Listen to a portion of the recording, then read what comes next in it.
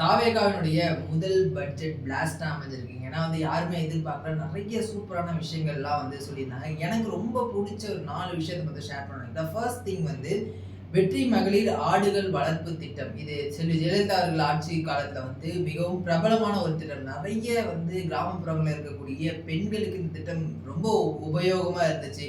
ஆடுகள் குடுக்கறது, மாடுகள் குடுக்கறது, கோழிகள் குடுக்கறது, அத பராமரிக்கிறதுக்கான மத்த விஷயங்கள் எல்லாத்தையுமே குடுக்குது. இது ரொம்ப ரீச்சான ஒரு திட்டம். ஆனா அன்பார்ச்சுனேட்லி அடுத்து வந்த திமுக அரசுல இது செயல்படுத்தவே இல்ல. திரும்பவும் இந்த அரசு இந்த திட்டத்த தொட்டிருக்காங்க அப்படின்னும்போது ரொம்பவே சூப்பரான ஒரு விஷயம்.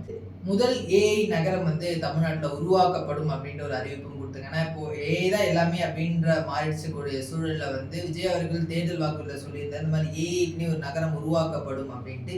அறிவகம் அப்படின்ற பெயர்ல அத உருவாக்க போறாங்க. இதுவும் உண்மையிலே இளைஞர்களுக்கு ஒரு சூப்பரான திட்டமா அமைஞ்சிருக்கு. 10,000 பெண்களுக்கு விலையில்லா கறவை மாடுகள் வழங்கக்கூடிய ஒரு திட்டம். இதுவுமே ரொம்ப ரொம்ப சூப்பரான ஒரு திட்டம். ஏன்னா நெறைய கிராமப்புறங்கள்ல இருக்கக்கூடிய பெண்கள் இந்த மாடு அப்படின்ற ஒரு விஷயத்த அவங்களுக்கு ஒரு மிகப்பெரிய ஒரு சோர்ஸ் ஆஃப் இன்கமாவே இருக்கு. அதுலருந்து வரக்கூடிய பால், கன்று இதெல்லாம் வச்சு தான் அவங்களுடைய இன்கமே இருக்கு.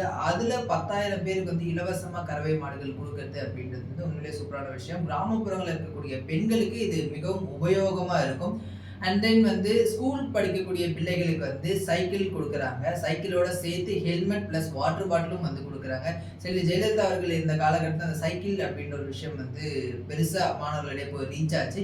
பட் அதோட சேர்த்து ஹெல்மெட்டும் குடுக்கறது அப்படின்றது உண்மையிலேயே சூப்பரான ஒரு விஷயம். ஏன்னா அந்த அவேர்னஸ ஸ்கூல் படிக்கிற பசங்ககிட்ட இருந்தே தொடங்குச்சு அப்படின்னா, அவங்க வளர்ந்து காலேஜ் போகும்போதோ, அடுத்து அந்த சொசைட்டிக்குள்ள வேலைக்காக வரும்போதோ, அவங்க அந்த ஹெல்மெட் அப்படின்ற ஒரு விஷயத்த ஃபாலோ பண்ணுவாங்க. அது இப்ப இருந்தே பழக்கப்படுத்துறாங்க அப்படின்றது ரொம்ப ரொம்ப சூப்பரான ஒரு விஷயமா இருக்கு. ஸோ இது எல்லாமே என்ன ரொம்ப இம்ப்ரெஸ் பண்ண பட்ஜெட்ல இருந்த கூட விஷயங்கள். உங்களுக்கு பட்ஜெட்ல புடிச்ச திட்டம் என்ன அப்படின்றது கீழ கமெண்ட் பண்ணுங்க. தேங்க்ஸ்.